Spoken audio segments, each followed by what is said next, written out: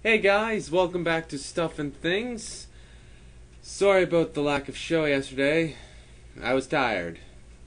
Nothing else to say. I'm Mia. And I'm Dan. And this is our daily news show. And you should know the rest by now, so let's move on. For years now, we've known that the older a woman is when having children, the more likely those kids are to have chromosomal abnormalities. And we thought the same was true for autism. But nope. It's us, guys. Well, the old ones. A study released in the journal Nature showed that the older a man was when he had a child, the more mutations his genetic material had.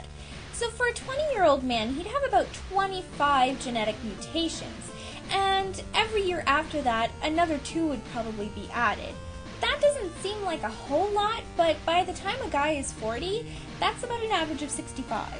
On the other hand, women remained pretty constant at about 15 genetic mutations. The increased risk is not great, but it is noticeable. For a man in his 40s, the chance of a child developing autism or schizophrenia is up by only 2%.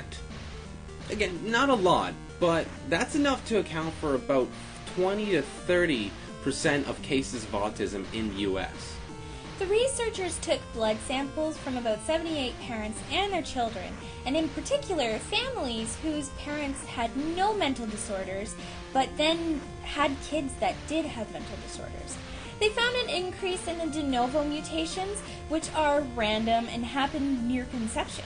Though genetic mutations are usually harmless, when you have a father who is older and has more genetic mutations, there's a higher likelihood of him having a few bad genetic mutations.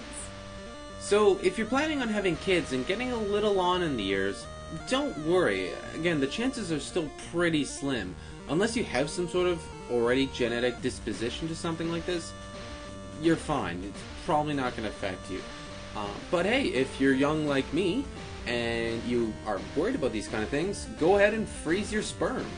That way it won't mutate on you. Now, does this kind of information factor into your guys' decision on when to have your children?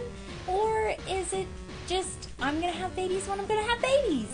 Let us know in the answers down below, because those are answers you're answering with, because we're asking a question. And if you've liked what you've seen today, don't forget to hit that like and subscribe button, and we'll see you in a few hours.